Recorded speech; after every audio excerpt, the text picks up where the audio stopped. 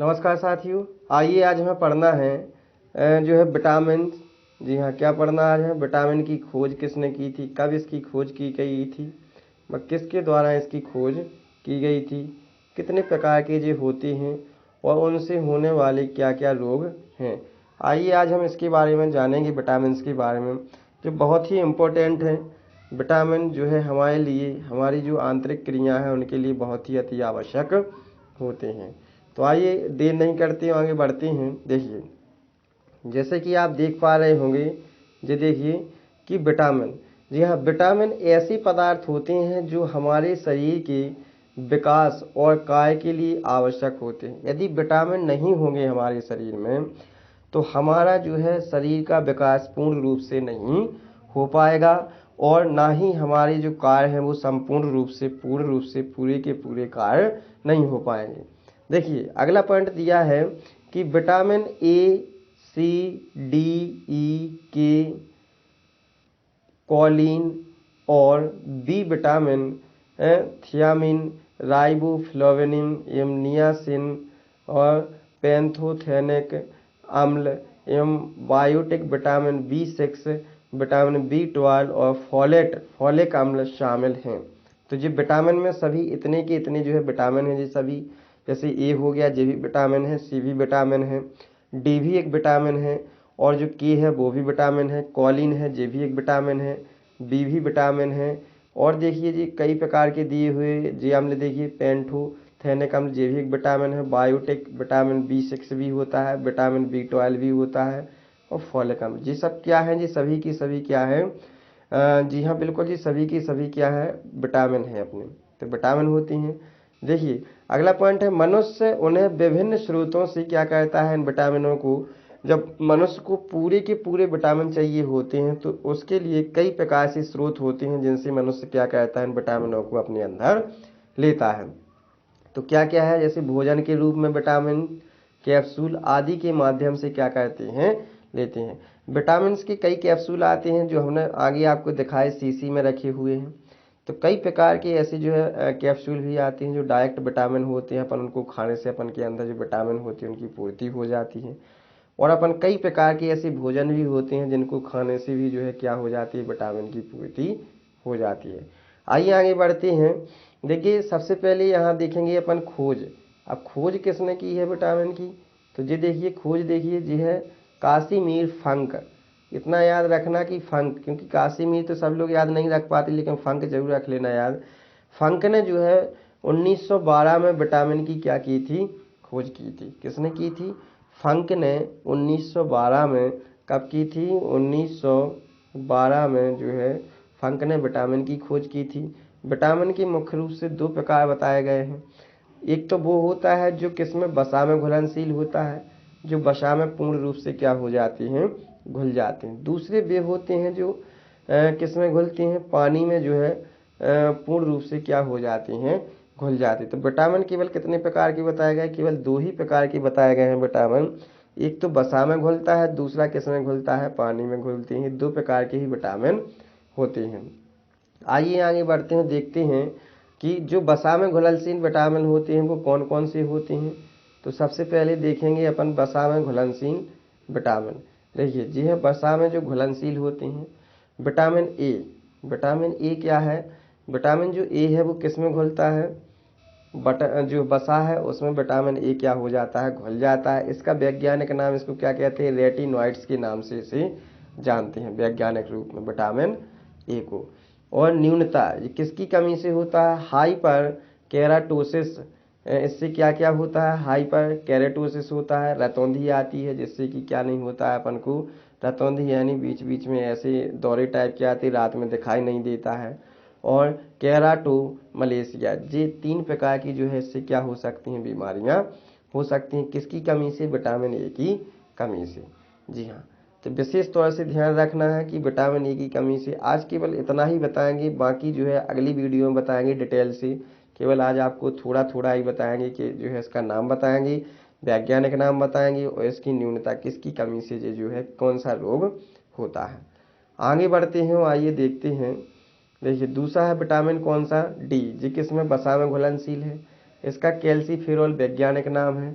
इससे सूखा रोग होता है और अस्थि मृदुता होता है, अर्थात सूखना प्रारंभ हो जाता है और जो है अस्थियां क्या हो जाती हैं, जो अपनी अस्थियां होती हैं, जो अस्थियां होती हैं, जो ढीली होने लगती हैं, कमज़ोर होने लगती हैं।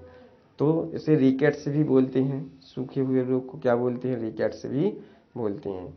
तो इसकी पूर्ति कहाँ से करेंगे अपन, इसकी पूर्ति विटामिन जो डी है इसकी पूर्ति लगभग सूर्य के प्रकाश से पूर्ण रूप से इसकी पूर्ति हो जाती है। और आइए आगे बढ़ते हैं। अब आता है विटामिन ई। जो भी विटामिन ई भी किसमें वसा में घुलनशील है, टोकोफेरॉल बोलते हैं इसको वैज्ञानिक भाषा में। हृदय की जो समस्याएं हैं वो इससे होने लगती है। यदि विटामिन ई की कमी हो जाती तो हृदय की जो समस्याएं, हृदय कम चलने लगता है, ज़्यादा चलने लग, कुछ ना कुछ समस्या, रक्त जो है रक्ताप घटना, जो रक्त की जो धड़कन की जो घटनाएं हैं वो भी क्या हो जाती, कम या ज़्यादा होने की संभावना रहती है। और बांझपन, इस विटामिन ई की कमी से ही जो है स्त्रियों से जो बांझपन होता है, बच्चे पैदा नहीं होते, तो उसमें किसकी कमी हो जाती है, विटामिन ई की कमी ही हो जाती है। तो इसको विशेष तौर से ध्यान रखना, जो पूछा जाता है कि बांझपन जो है किस विटामिन की कमी से होता है, तो विटामिन ई की कमी से कौन सा होता है, बांझपन रोग होता है। आइए आगे पढ़ते हैं अपन विटामिन के। हाँ, इसको देखिए वैज्ञानिक भाषा में क्या कहते हैं, फाइटोमेनाडियोन कहते हैं। और नकसीर, यानी नाक से जो है सीरा टाइप का नाक से जो है गिरने लगता है, और रक्त का थक्का ना जमना। तो विटामिन जब के की कमी हो जाती है तो जो हमें कभी भी चोट वगैरह लग जाती है तो उस चोट से जो ब्लड निकलता है, खून निकलता है, वो बंद नहीं होता है। इसका अर्थ क्या होता है कि हमारे अंदर विटामिन किसकी कमी है, विटामिन के की कमी है। जी हाँ, आइए आगे बढ़ते हैं, देखते हैं। अब देखिए ये तो हो गए सभी कौन से, जो विटामिन वसा में घुलनशील थी। अब देखना है अपन को वो विटामिन जो पानी में घुलनशील हैं। तो पानी में घुलनशील विटामिन देखते हैं। पहला कौन सा है आपका, विटामिन सी। इसको क्या बोलते हैं, वैज्ञानिक नाम एस्कॉर्बिक एसिड बोलते हैं। इससे मसूड़ों में क्या हो जाती है, विटामिन सी की कमी होती है तो मसूड़ों में क्या हो जाता है, जो है सूज जाते हैं, मसूड़ों में दर्द होने लगता है। और पाजी रोग भी जो है इसी से होता है। तो सबसे ज़्यादा ऐसे मसूड़ों में दिक्कत होती है, किसी किसी के मसूड़े सूज जाते हैं थोड़े थोड़े टाइम में, ब्रश करने पर या जो है ततन करने पर क्या आने लगता है, ब्लड आने लगता है। इसका अर्थ क्या होता है, उसमें किसकी कमी है, उसमें जो है विटामिन सी की कमी है। जी हाँ, आइए आगे बढ़ते हैं, देखते हैं विटामिन बी1। देखिए विटामिन बी1 जो है इसका वैज्ञानिक नाम क्या है, थायमिन है।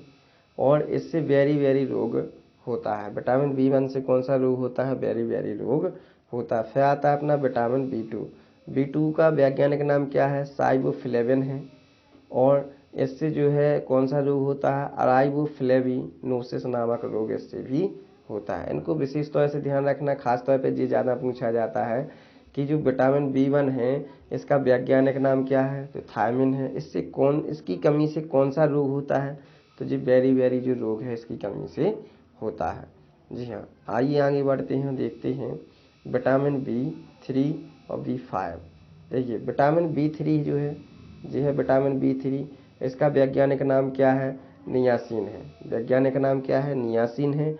और पेलाग्रा नामक रोग इससे क्या है, होता है। फिर विटामिन आता है कौन सा, विटामिन बी5 आता है। पैंथोथेनिक अम्ल इससे होता है। अपसंवेदन तो समझते होंगे, ऐसे कुछ संवेदन तरीके से नहीं, अपसंवेदन मतलब नियंत्रण नहीं रहता हमारे दिमाग पर, इस प्रकार की जो है कंडीशनें हो जाती हैं, इस प्रकार की दिक्कतें आने लगती हैं। आइए आगे देखते हैं, आगे बढ़ते हैं।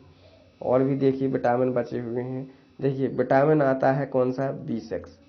जी हाँ, विटामिन कौन सा, बी6 से देखिए कौन सी बीमारी हो जाती है।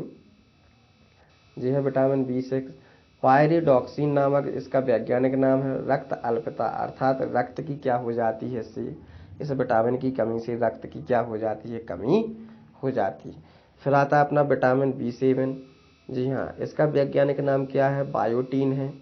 और जो है जिल्द की सूजन हो जाती है, अंतकैप जिल्द की सूजन, अर्थात हमारे अंदर जो है सूजन वगैरह हो सकती है।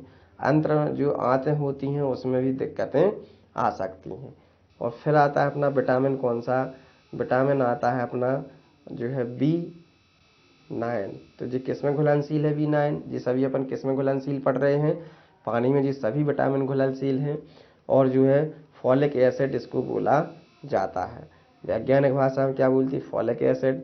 और मेगालोब्लास्टिक एनीमिया नामक रोग होता है। एनीमिया यानी रक्त की क्या हो जाती है, कमी हो जाती है विटामिन B9 की कमी से।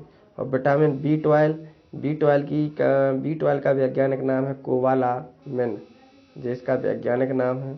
और मेगालोब्लास्टिक एनीमिया जैसी क्या हो जाती हैं, इसमें भी क्या हो जाती हैं बीमारियां।